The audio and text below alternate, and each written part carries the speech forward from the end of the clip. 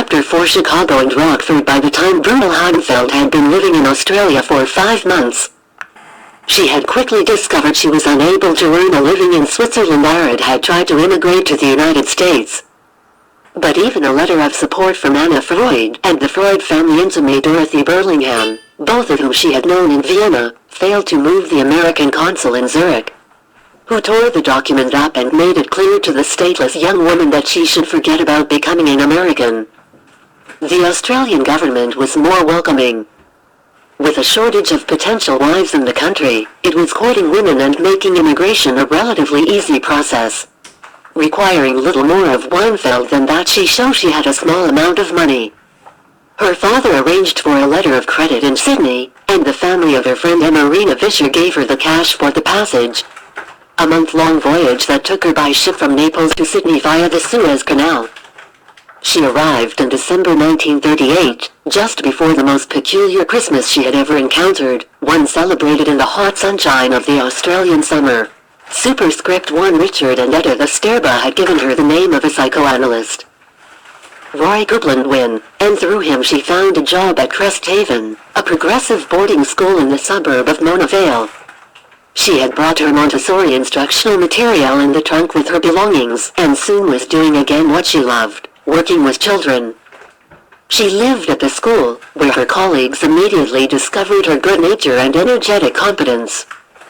Her teaching, and the novelty of living by the ocean in this expansive land of kangaroos, aborigines, and inverted seasons, distracted her some of the time. But mostly she worried about the fate of her parents and Bruno, thousands of miles away. She also had to deal with the growing anti-German sentiment in Australia, which she tried to do by telling everyone that her name was Trudfield, a ruse that could hardly have disguised her accent. When Bruno emerged from Buchenwald in April, one of the first things he did was send her a cable saying he was free. Though he addressed it to Trude Weinfeld and got the name of the school slightly wrong, she received it. "It is hard to describe my joy when I got that wire," she recalled. "I told everybody about it. I pretended that Bruno was my fiancé." Squared. Despite the wire, he was not ready to assume that role. After the Anschluss, he had urged Trude to get to Australia if she could, not just to rescue herself from the Nazis, but because he had wanted to end the affair. More than 5 decades later, he would confide to an acquaintance that he had always felt ashamed that he had treated her so badly by encouraging her to settle so far away. Cubed as soon as he cleared immigration. Gina, who was now she was surprised to see that he looked physically well, not like someone who had lost half his body weight. Though by the time of their reunion he had had almost a month to put on pounds, he was not for one moment unsure that we would resume our marriage, Gina told me.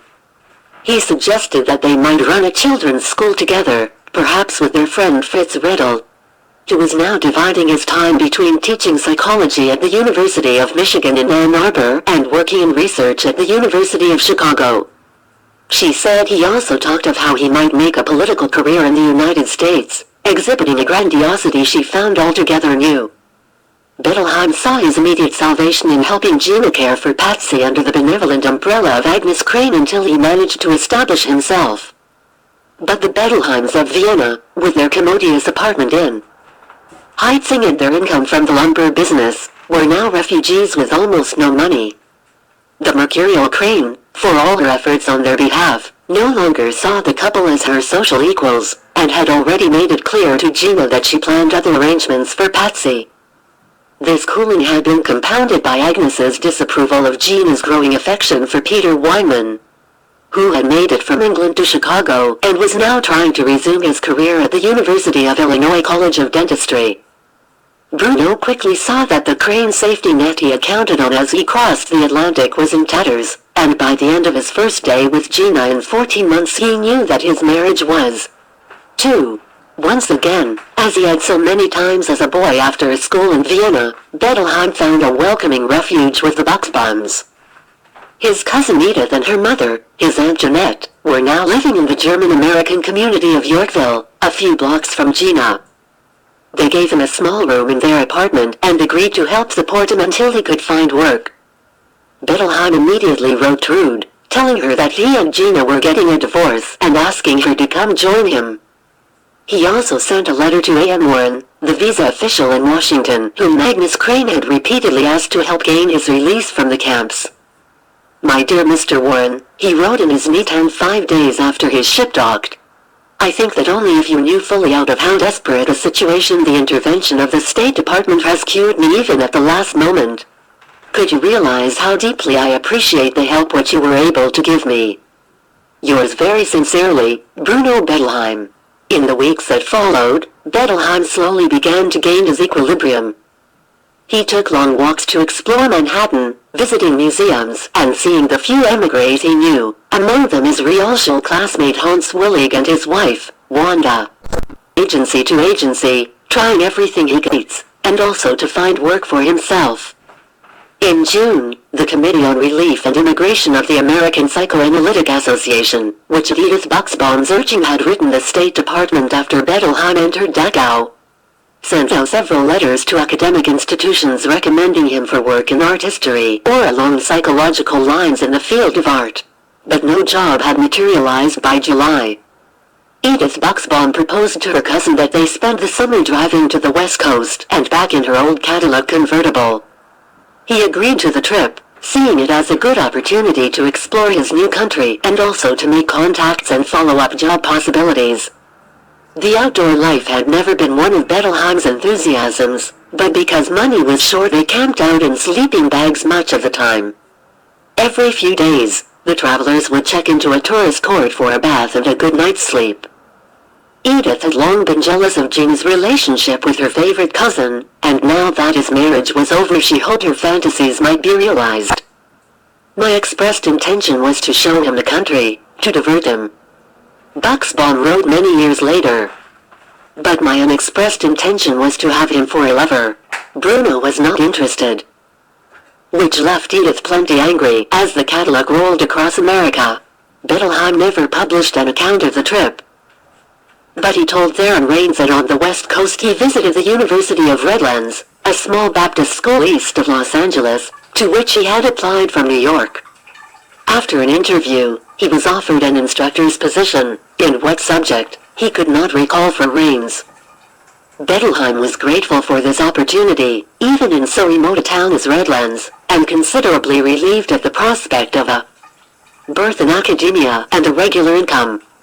Thus buoyed, the two Viennese cosmopolitans drove north through the farmland, mountains, and sequoias of California and into Oregon. Bettelheim said he was offered a better job teaching German at Reed College, in Portland, to which he had also applied from New York. He said he accepted instantly and wrote a letter to Redlands asking them to release him and offer the teaching post there to another Jewish refugee. Despite Bettelheim's relief at finding a steady job so quickly, he had his heart on Chicago. On the drive west, they had stopped there to visit Fritz Rettel, Bettelheim's Vienna friend.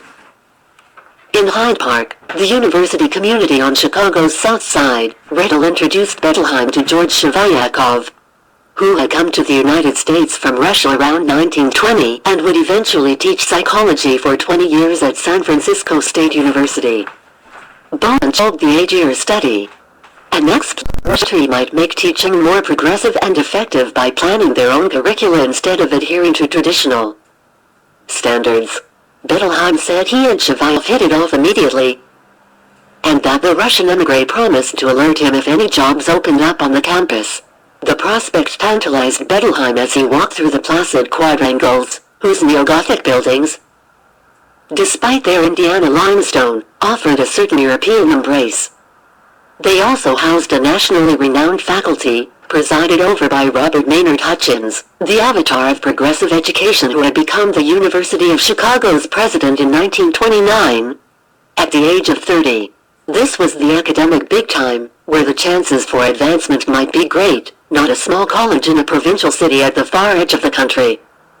On September 1, 1939, the Nazis invaded Poland and World War II began.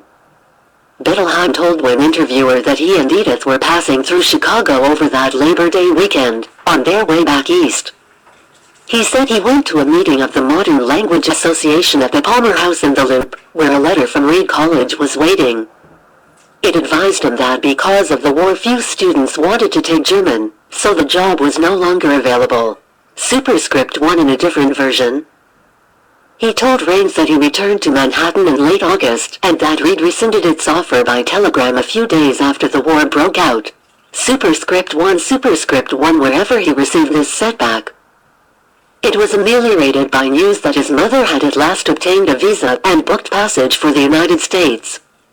On September 25th, 2 days before Warsaw fell to the Germans, Paula Bettelheim sailed from Antwerp aboard the SS Benland, and she arrived in New York Harbor on October 6th. Superscript 1 squared Bettelheim told Rains that on the day his mother docked he received a letter from George Shavyakov saying a job was available at the 8-year study.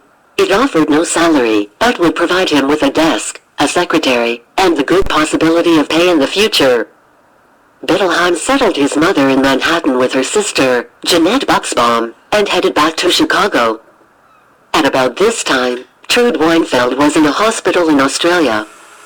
Not long after she had received the April cable from Bruno telling her that he was out of Buchenwald, she met Hans Bandler, the young engineer whom Bettelheim had befriended in the camps.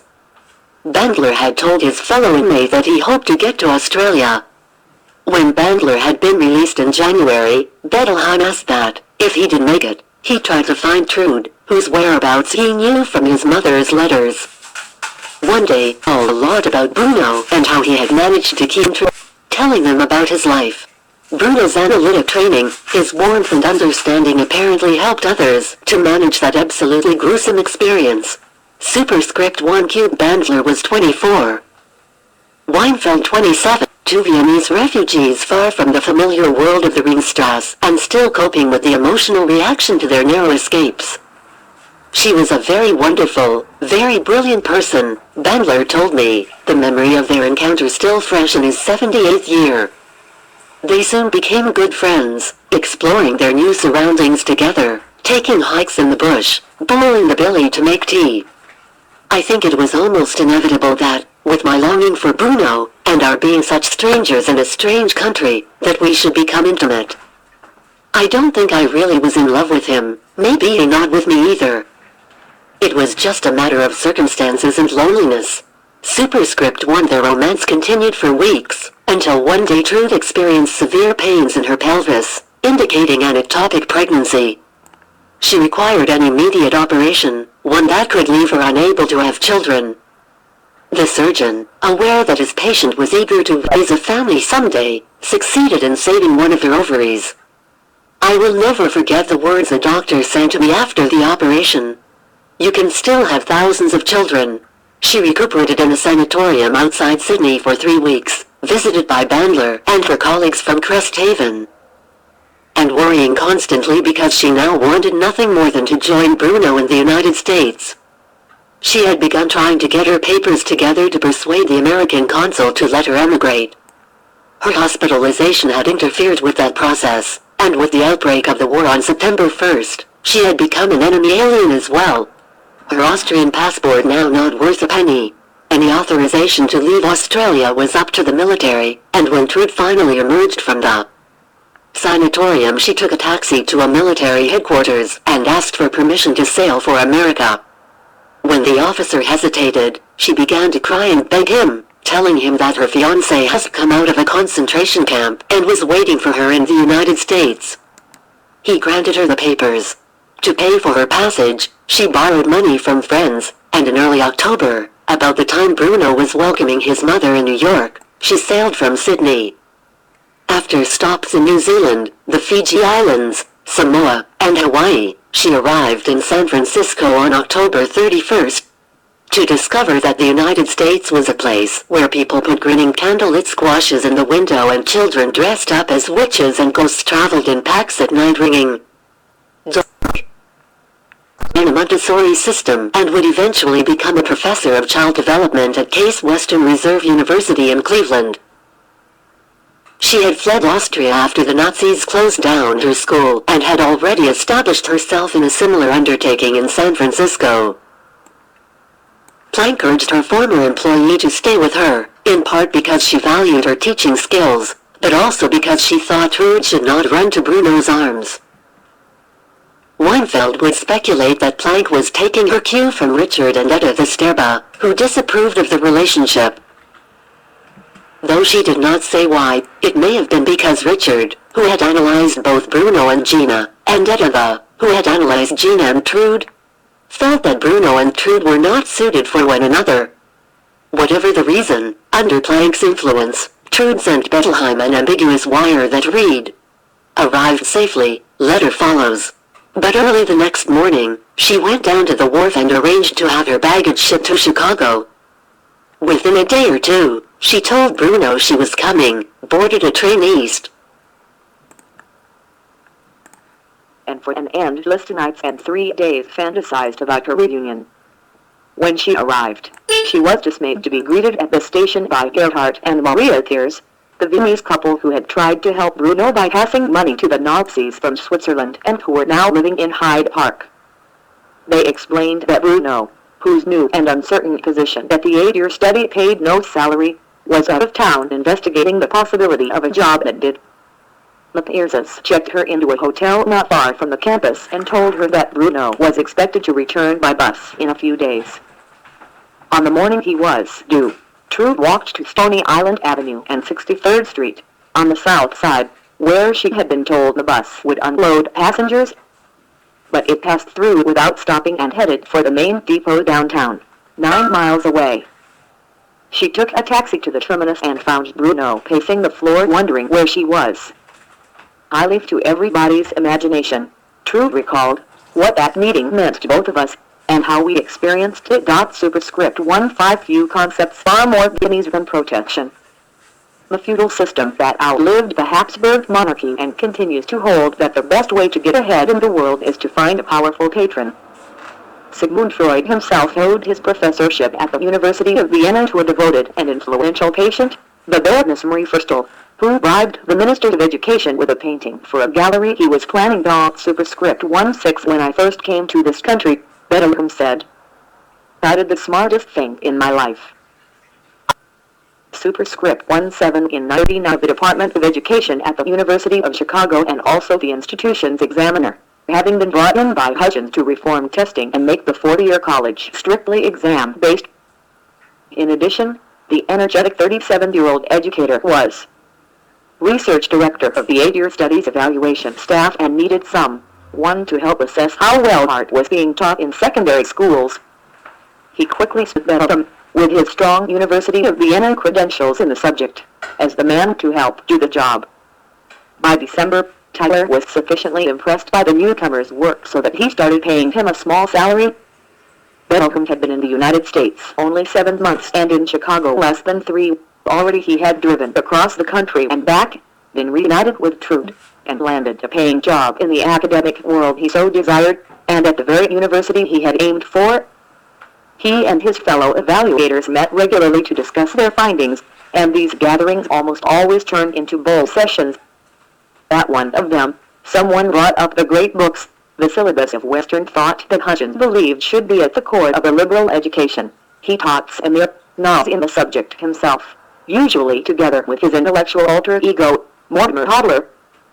Bettelheim's reaction to the Great Books project would eventually become part of campus lore. He told Karen Raines that he saw the program as no big innovation and advised his astonished colleagues, most of whom he still barely knew, that in Germany and Austria Plato, Aristotle, Kant, and many other masters on the Hudgens-Hodler roster were required reading at the Realschule level. He said that the university was foolishly teaching Homer, Dante, Melville, and the other great texts without providing a historical context so that books would make more sense to undergraduate readers. The attack irritated Joseph Schwab, a biologist on the faculty and an enthusiastic advocate of the great books idea, and soon George Sheviakov was signaling his friend, realizing that Schwab knew Hudgens well and would doubtless tell him how this presumptuous job-seeking newcomer had denigrated his prized project.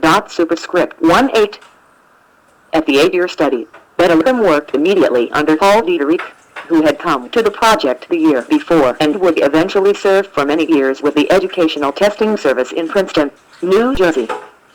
Together, they concocted a test to measure the appreciation of the visual arts, one that employed 10 large framed reproductions of modern paintings that they arranged to have hung in the central halls of various senior high schools around the country. They sought comments about the works and received hundreds of replies, which they broke down into categories: demands for photographic realism, special sensitivity to cuts. Developed a test of his own, in which he showed the postcard-sized prints were mounted and asked them to pick out pairs that impressed them as being alike, such as to works by Rembrandt or paintings by different artists that dealt with the same subject. Bettelheim was very competent and very sensitive, recalled Diederich. He was quite close to the youngsters and could get them to talk about what they liked. One of the first things that impressed Ralph Tyler about his new evaluator was that he believed that the project's investigations should begin with the problems of the students, as so often happened in academia, with the demands of the researchers. Bettelheim was very effective. We received many reports from the schools telling how they were helped by his insights, Tyler told me. Bettelheim's work for the 8-year study required that he visit high schools out of town from time to time, but mostly he stayed close to the campus and nursed his badly wounded soul. Superscript 1 He had suffered no major lasting physical afflictions in Dachau and Buchenwald, but, like many survivors, was plagued by horrible nightmares. Superscript 2 Degrees Trude said she spent many of their first days together in tears because of Bruno's depression. She tried to persuade a psychoanalyst to help him, but the woman refused, for reasons Trude did not give. She doubted, however, that Bruno would have agreed to enter therapy even had the analyst been willing. To add to the tension, Trude, who had a scar from the Operation Sydney, had to reveal her affair with Hans Bandeler, a confession that pained her greatly and left Bruno, who had asked Bandeler to find her, very upset. Superscript 2 Superscript 1 Soon he was gravitating toward another woman, the research assistant he had met at the 8-year study. Jean Friedberg was not long out of Vassar College, slim and dark-haired with a thin, high nose and blue eyes, the countenance as patrician as her background. Her father, Stan, who died just after World War I, when she was 7, had been a prominent ear, nose, and throat doctor in Chicago.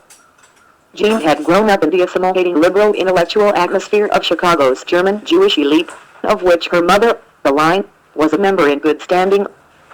She had been instrumental in helping several German Jews come to the United States, among them her cousin, Helen Dukas, who was Albert Einstein's secretary.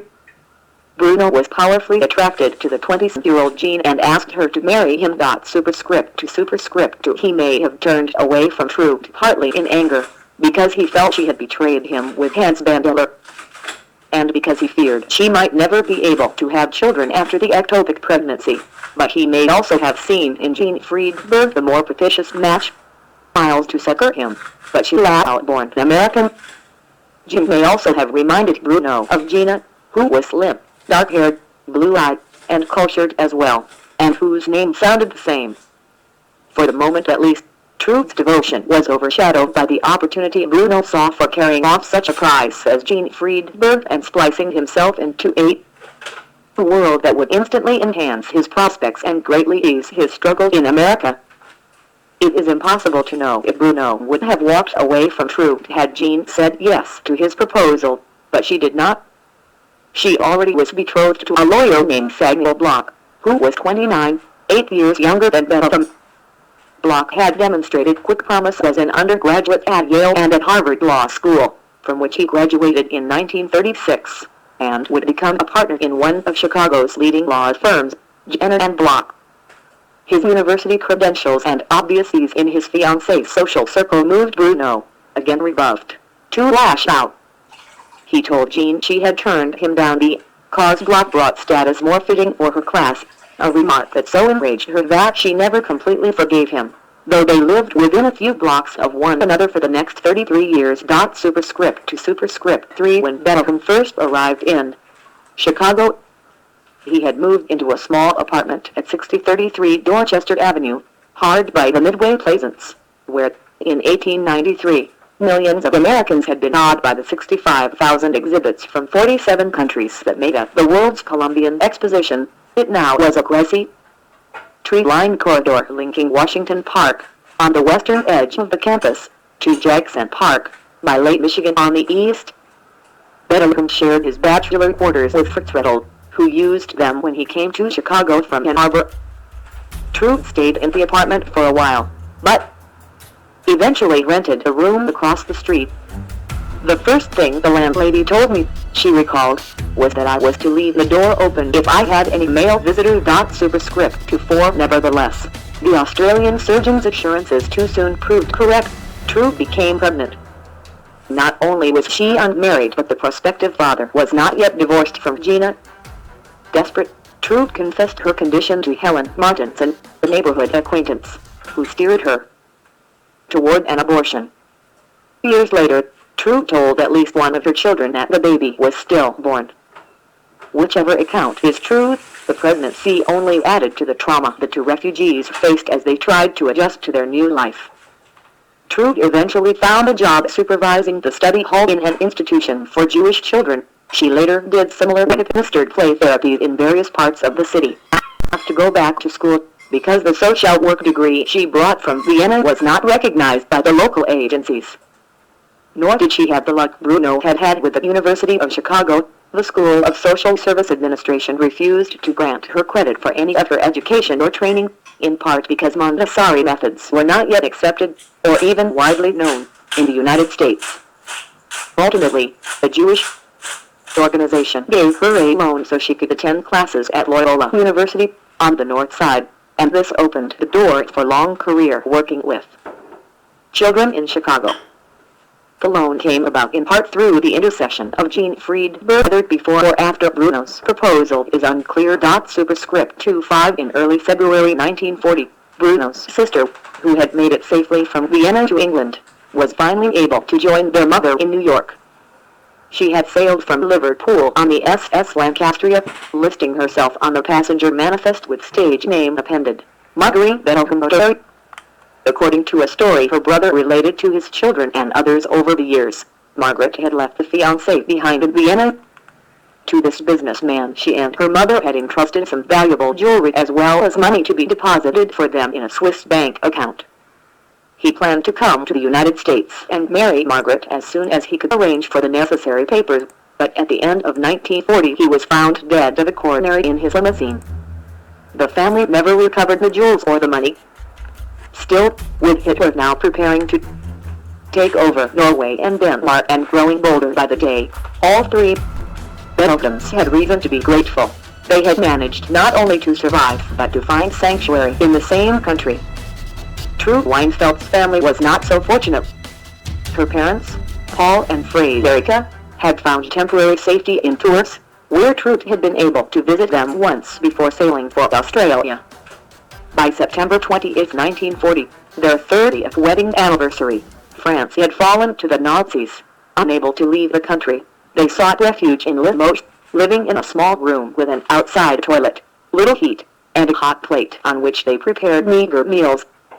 That winter, Paul Weinfeld suffered some kind of intestinal obstruction. After weeks of terrible pain, he died on April 19, 1947. His widow's letters were such that one could hardly read them without crying. Superscript to 6. Trude sent her mother what little money she could, and Frederica wrote letters pleading with French officials in Marseille to grant her an exit visa for Spain or Portugal, from which she hoped to get to the United States. Finally, the consulate summoned her to Marseille, only that she returned in defeat to the small friend said that if taken to the camps she would commit suicide. I have no idea whether this happened, said Trude, who never heard from her mother again. Superscript to 7. In August 1942, Frederica Weinfeld was arrested and taken to a French camp called Steppe Fonds. On the morning of September 9, 1942, she and about 1,000 other Jews, more than 100 under the age of 17, were loaded onto a train at the Le Bourget/Drancy station on the outskirts of Paris. 2 days later, this convoy No. 30 arrived at Auschwitz, where most of the victims died in the ovens. Whether Trude's mother killed herself before suffering this fate is unrecorded. Superscript to 8. Headlines daily charted the march of the Wehrmacht across Europe, and reminders of the conflict would soon fill the neighborhood as well. Children skipping classes to collect tinfoil and newspapers for defense industries. Victory gardens sprouting in backyards. Windows hung with gold stars signifying the death in action of a son or husband. Officers in Eisenhower jackets stepped smartly through the doors of the Chicago Beach Hotel, which had been converted into 5th Army headquarters for the duration. On the campus, sailors trained in semaphore, wig-wagging as perplexed undergraduates looked on, and marching to and from their barracks to the staccato beat of drummers on their flanks. In the summer of 1942, Stern Park Gardens, a predominantly Czech housing project, was renamed Legacy, after the Bohemian village the Nazis had wiped out on June 10th. Bruno and Trude did their best to distract themselves from the war by focusing on their work and slowly putting down roots. Though they both had incomes, the money did not go far. Bruno regularly sent some of his salary to his mother in New York, and Trude had done the same for her mother in France. They lived frugally, eating at home or on rare occasions at the Hutchinson Commons cafeteria on the campus. They strolled Hyde Park's quiet, dead streets, admiring many of the architecturally ambitious houses, including several designed by Frank Lloyd Wright. Their neighborhood enclave boasted no Hofburg or Scanbrunn palaces but did offer the Museum of Science and Industry, which renamed from the World's Columbian Exposition and sprawled like an oversized Greek temple in Jackson Park. On steamy summer days, they went swimming at the 57th Street beach, in a lake that dwarfed those they had known in the mountains of Austria. Hyde Park provided no Stamkopf, the coffee house where Bruno and Trude could gather regularly with friends, as they had in Vienna, and the watery Java East Drug Store, the popular campus hangout at Kent Avenue and 57th Street, was no match for the Mochas and the Herrenhof. This find themselves at home, Bruno, Trude, Fritz Riddle, Gerhard and Maria Thiers, and several other recent arrivals, among them a striking dark-haired Viennese psychiatrist named Emil Sylvester, nourish their spirits with Wiener Schnitzel and sacre toward at one another's homes. "We had great times in the department," said Trude, of the parties at 6033 Dorchester. Superscript 2 by the spring of 1941, she and Bruno had taken over the lease, Riddle having settled in Detroit full-time as a professor of social work at Wayne State University. By now, Gina was also living in Chicago, together with Peter Weinman, who had become an assistant professor of oral pathology at Loyola University. They remained friendly with Bruno and Trude, a relationship that soon extended to shared Thanksgivings and Christmases. Neither Bruno nor Gina had any desire to contest a divorce action, but one of them had to bring it. Miss Bruno gamely did, testifying in March 1941 that he had been a dutiful spouse for almost a decade in Vienna, that he had wanted to continue the marriage in the United States, but that Gina had refused to live with him. George Sheryakov, the witness in the brief proceeding, confirmed his friend's abandonment. Bettelheim's attestation was mostly a pro forma legal maneuver to simplify the disentanglement and get it over with. Nonetheless, it must have been painful for the rejected husband to speak the words, doubly so, perhaps, since his lawyer was Sam Bloch, who had married Jean Friedberg for months before. Bruno and Gina amicably divided up what little property they had managed to bring out of Austria. She told him to take Forstadt High, the Sheila painting he had bought for her, because Peter found its dark colors depressing, a reaction not without financial consequences for the future. The divorce decree was entered in the Superior Court of Cook County on May 7, 1941. A week later, Bruno, now 37, and Trude, 29, were married by City Court Judge John J. Wallace, who on December 30th would perform the same rite for Gina and Peter Weinman. Bettelheim continued to benefit from Ralph Tyler's protection. When the 8-year study ran its course in 1941, the American Council on Education asked Tyler to set up the cooperative study in general education to explore the quality of teaching and curricula at 22 colleges around the country. Again, Tyler needed someone to assess art instruction and tapped Bettelheim for the position. But the job was only part-time and the salary inadequate, especially since Bettelheim continued sending some of it to his mother and because the newlyweds were planning to have a child.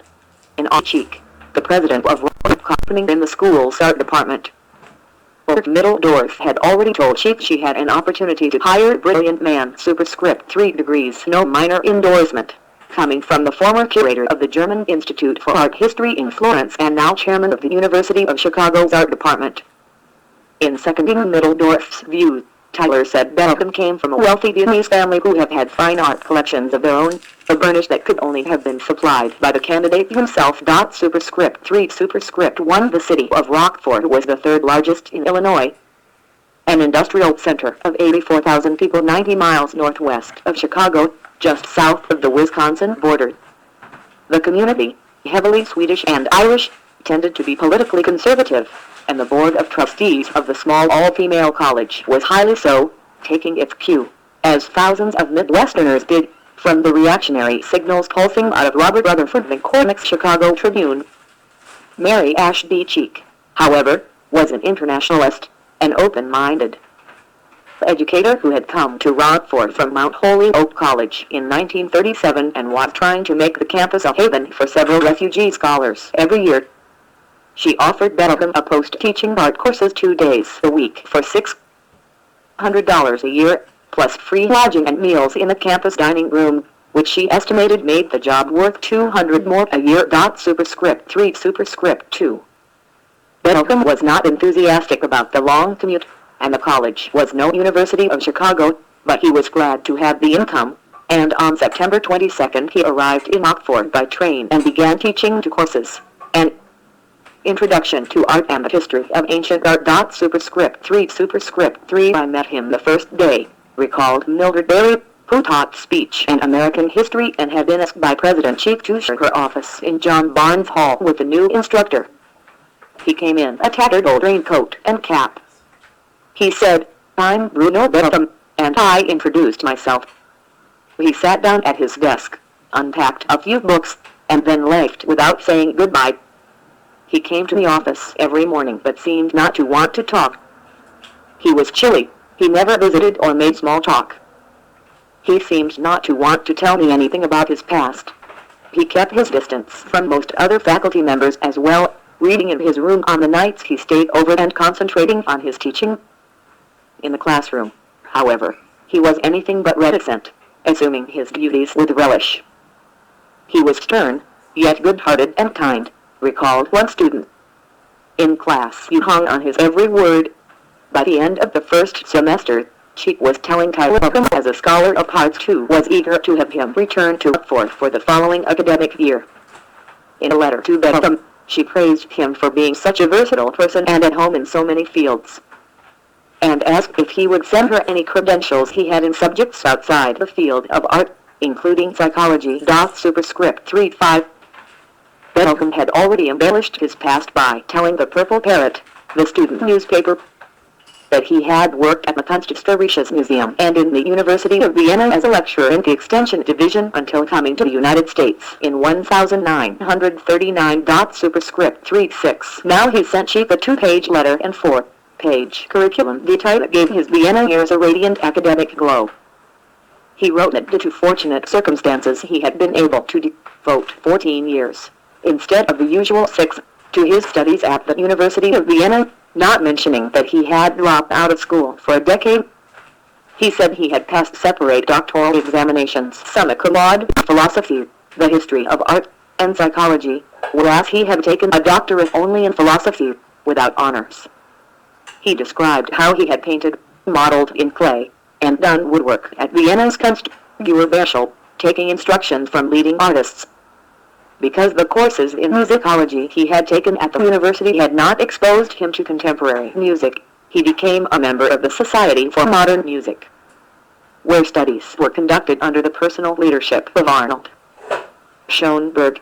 He declared that he had worked for 2 years as an assistant at Vienna's Kunsthistorisches Museum, excavated Roman antiquities for 6 months at an archaeological dig, served as a member of Vienna's Housing Board from 1927 until all anti-fascist members were dismissed, conducted seminars for freshmen and supervised their work in art history and philosophy at the university, where he taught adult education courses as well as courses he adapted for art studies in settlements for the poor, ran the art department of Lower Austria's library, served as a research associate of the Society for Research in the History of the Theater, and supervised the art teaching in Vienna's progressive Montessori schools. Bettelheim also got his bibliography off to a promising start, assuring Cheek that he had already published books, one of them his dissertation. To these handsome credentials, Bettelheim added that he was well trained in all fields of human and social psychology, and had taught courses in them, as well as in normal and abnormal psychology, and had been a member of an association of professional psychologists and educators which studied the developmental problems of children and adolescents. Superscript 37 Nowhere in the Vita did the former partner in Bettelheim in Vienna from 1926 to 9 of achievements. In his covering letter to Cheek, Bettelheim wrote that the resume had been prepared some time ago for another purpose. Superscript 38 What that purpose was, when he first wove the embroidery, and for whom, are unclear. Bettelheim did supply a resume of some kind to Ulrich Mitteldorf, who enclosed it in the 1941 letter of recommendation to Cheek. Ralph Tyler may have seen it as well, for he was under the impression before his protege went to Rockford that his doctorate was in the field of psychology. Superscript 3 By 1945, Bettelheim would claim, in his sworn deposition for the Nuremberg Tribunal, that for about 12 years prior to the Anschluss he had conducted research work in psychology and education. For degrees as Bettelheim inflated his academic record, the Nazis expunged the real one, on July 3, 1941. Administrators at the University of Vienna reported to their masters in Berlin that they had rescinded his degree, as well as those of several other Jews.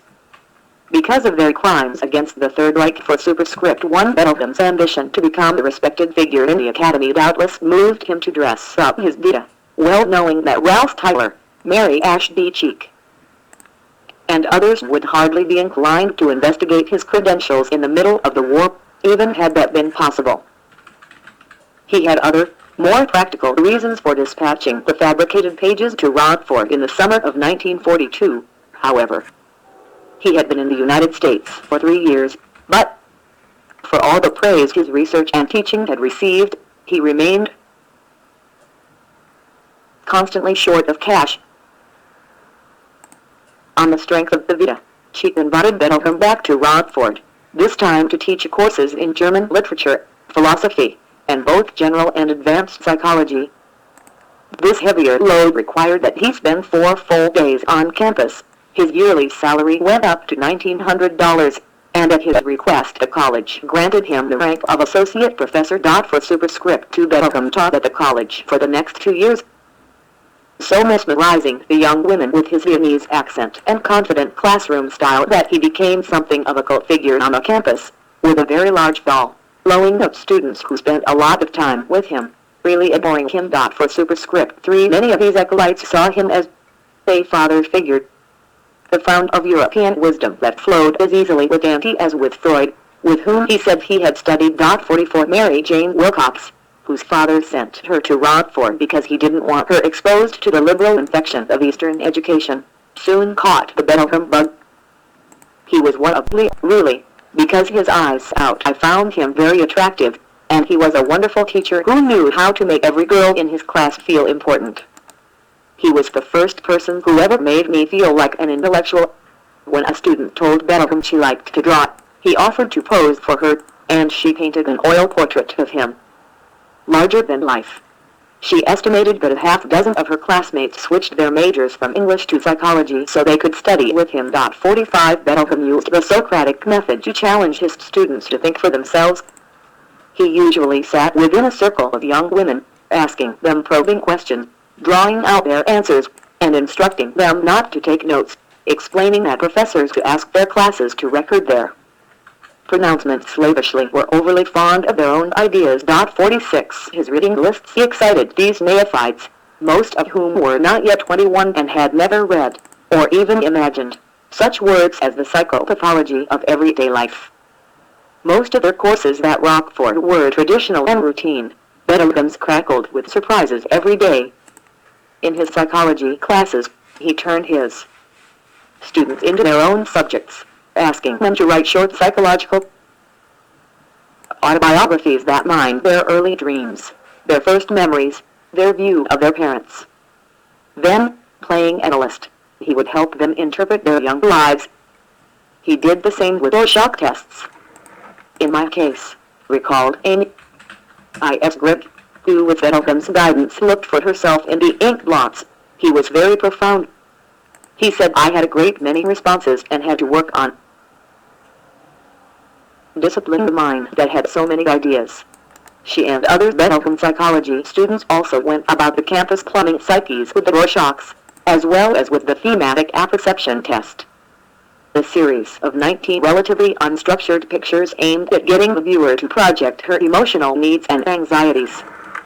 Not a few of these guinea pigs felt kind of invaded. 47 As often as he was warm and understanding, Bettelheim turned sarcastic and dismissive. When he liked you and felt you somehow met his standards, your relationship with him was almost collegial, Amy I.S. Grip told me. But if a student showed weakness, he often moved in for the kill, as with one timid girl in a philosophy course. She brought to the class the orthodox religious values with which she had grown up in a small Illinois town, and which, like most of her classmates, she had never examined. Bettelheim kept pushing her until he almost destroyed her. It was terrible to watch, I.S. Grip recalled. Sobs came often when Bettelheim dropped a roll of kindly Guinea's uncle. He literally reduced me to tout, said Veronica Dridovich, another student. He kept challenging me in a way I wasn't used to, and I didn't know how to deal with it. Yet most students never doubted his commitment to them. When he was hospitalized in Chicago with pneumonia in January 1944, he asked True to write and tell the young women to read their term papers aloud in class until he was able to return. 48 Bettelheim eventually became chairman of the college film committee and further entranced his followers by screening European movies in the evenings and leading discussions. He sometimes sat up late into the night at Maddox's house, where seniors gathered over coffee and cokes, talking of secessionist Vienna or the Italian Renaissance and prodding them with guttural insistence to shake off their provincial thinking. Once in a while, he would talk about the war and his months in Dachau and Buchenwald, moving Amy I.S. Grip to compose a poem about him. To live have I lived. Two sets of roots have been nourished into soils. The old roots, cut without warning, linger on. For occasionally, he invited students up to his room. One of them, Mary Jane Wilcox, went several times. We discussed psychology and philosophy, she told me. I was very attracted to him but was innocent and naive, and never in my wildest dreams would have thought of having any physical contact with him. He never touched me, but I do remember the overpowering feeling of sexual vibrations. Wilcox said rumors eventually began circulating that Bettelheim had invited the student and her best friend to his apartment and that while the latter studied in one area the former was alone with her host. The girl who had stuck to her books was disturbed enough to report to the dean what she thought she saw. Whether or not this incident ever happened, something that caused the administration to sour on Bettelheim by the spring of 1944. On May 4th, President Cheek, whose letters to Bettelheim had always been cordial and who up to then had been an enthusiastic supporter, advised him coolly that he could not look forward to a permanent appointment to the staff. 5 degrees. Several of Bettelheim's disappointed students deputized Amy I.S. Grip to go see Cheek to find out why Dr. B, as his deputies now affectionately called him, was not coming back in the fall. I.S. Grip said Cheek told her only that it was unfortunately necessary that he leave. Mary Jane Wilcox recalled that at one point Bettelheim organized a rally in the chapel on his own behalf, showing a film on Nazi persecution and implying that, once again, he was being victimized. If so, the reason was less likely sexual misconduct than campus politics, but many faculty members envied and disliked who had lured away their students. 5 Superscript 1 Their irritation cannot have been much soothed by his belief that, after only 3 years of teaching, he had earned the rank of full professor, a request rejected by Cheek. 5 Superscript 2 Then there were the trustees. The president was constantly battling the conservative board, which regarded any teacher with progressive leanings as a heretic. 5 Superscript 3 Also in 1944, one trustee, Grace Rother, decided that a professor named Liebenstein was too pink because he taught communism as an economic philosophy. She refused to renew the money she had been giving to support his salary. 54 In this pinched community, which doubtless simmered with a measure of anti-Semitism, the long-term prospects for an ambitious, magnetic Vietnamese youth who was not bashful about saying what was on his mind and who sometimes made his students cry would not have been great. Bettelheim was not crushed by his failure to land another year at Rockford. He liked teaching and needed the income, but Rockford was a pretty dull place, especially compared with the vigorous intellectual atmosphere of the University of Chicago, whose faculty by now boasted such stardom of grace as the German political scientists Hans Morgenthau and Leo Strauss, the Italian novelist, literary critic, and professor of Romance languages Giuseppe Antonio Borges, whose wife, Elizabeth, was Thomas Mann's youngest child, and the Italian physicist Enrico Fermi, who had won the Nobel Prize in 1938, and in 1942 had famously led the team that achieved the first nuclear fission reaction, conducted in great secrecy beneath the stands of the university's Stag Field. In the summer of 1944, Bettelheim's employment future remained uncertain, but he was happy that he no longer faced the long trips to and from Rockford and hoped that, with luck and perhaps the good offices of Ralph Tyler once again, he would find full-time work at the university. For a steady job was imperative. On December 4, 1942, Trude had given birth to their first child,